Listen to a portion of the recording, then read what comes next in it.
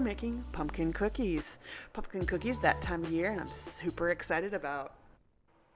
Right, we're going to take our oil, put it in the stand mixer, add the sugar slowly. I know it's so tempting to do it once and dump it, but adding it slowly helps the oil and the sugar emulsify together. As you can see, I stretch out so the machine has enough time to mix it, make it almost creamy-like. It's a little hard with oil. Creamy is with butter. Oil, it's a little grainy texture, but they still end up so delicious.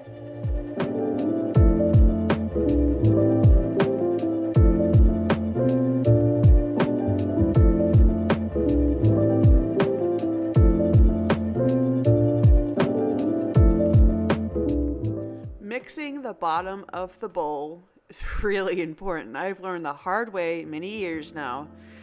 I know it's easy just to keep mixing, doing your thing, but if you really don't scrape the bottom of that bowl, you will miss out a lot of mixed ingredients. If you are familiar with baking, you know, it's important.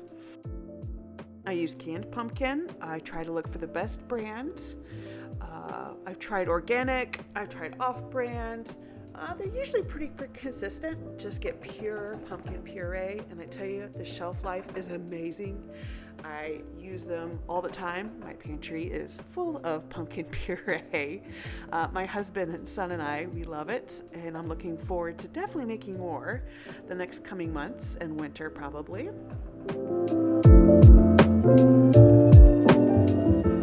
With the butter, it would be creamy, kind of luscious feeling of life. But with the oil, it's just very wet.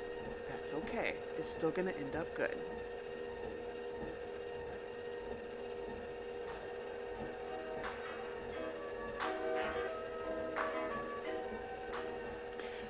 I wouldn't do this next time, but here in this recipe, it did call for vanilla extract. I found out through pumpkin, vanilla just kind of robs the flavor. So next time I wouldn't use vanilla extract, but nonetheless, I used it, and I use pure. I do not use imitation.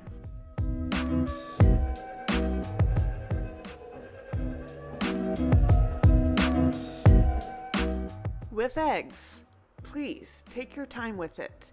You're supposed to do technically 30 seconds between each mix of egg and scrape the bottom of the bowl. I will admit there are times I cut corners and I don't feel like it, and I feel like my food suffers for it.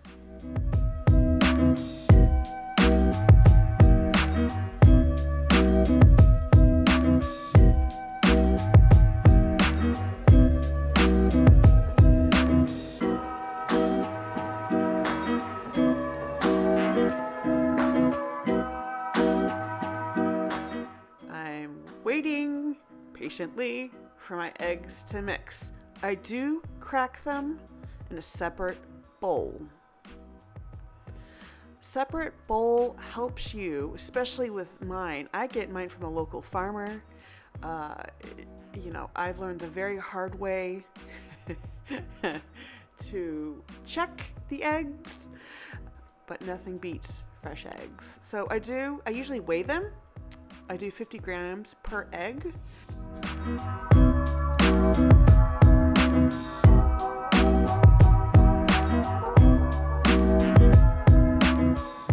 The great thing about eggs, they are a protein and they bind everything together, and it makes your food, in this case cookies, rich.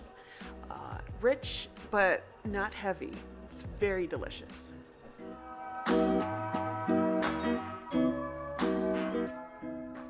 Again, before we add any dry ingredients, any of the salt, baking soda, scrape the bottom of your bowl. Mine is a large bowl, and I've learned, once again, the hard way. Here, I have my cinnamon, my nutmeg.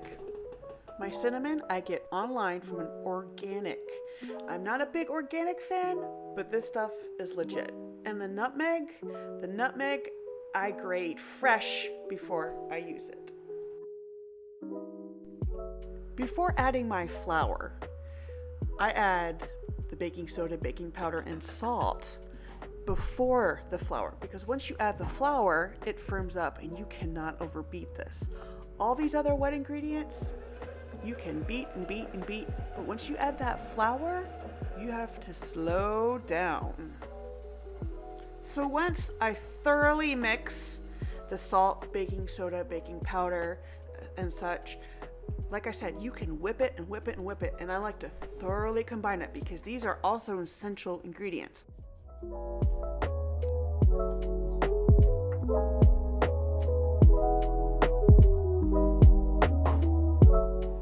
And a disclaimer, my mixer's not broken. She's just old, and you can hear the dum dum dum dum dum. She's okay.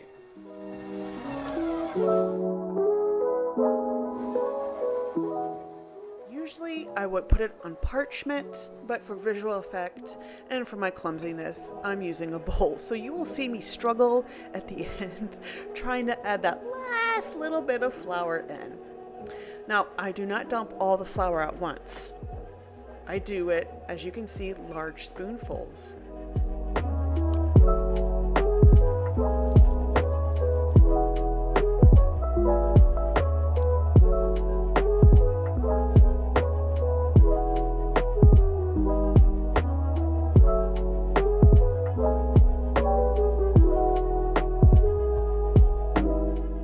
Let's stop and look at this dough.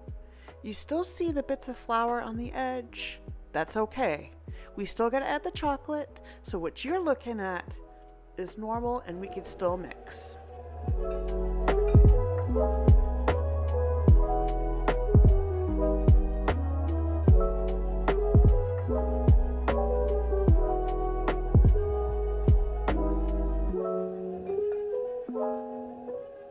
For pumpkin cookies, I actually found out white chocolate is amazing with these, but because this recipe and I was trying out this particular pumpkin cookie recipe, I went with milk chocolate.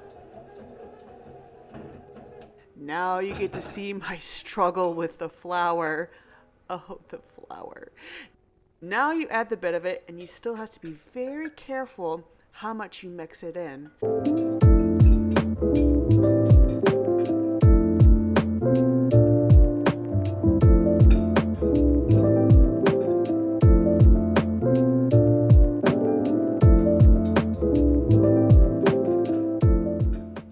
We're at the end of making this recipe. Now you have to be super slow and keep your eye on the dough. The awesome pumpkin dough, it looks wet. There's a little bit of flour on the edge. For pumpkin, this is normal. So I put my cookie dough in the fridge for 24 hours, scooped them out with a very large ice cream scoop, and baked them for a good amount of time. They're moist, but they're not wet, and the more you let it sit in your fridge, the more delicious they are. And yes, I put them in the fridge.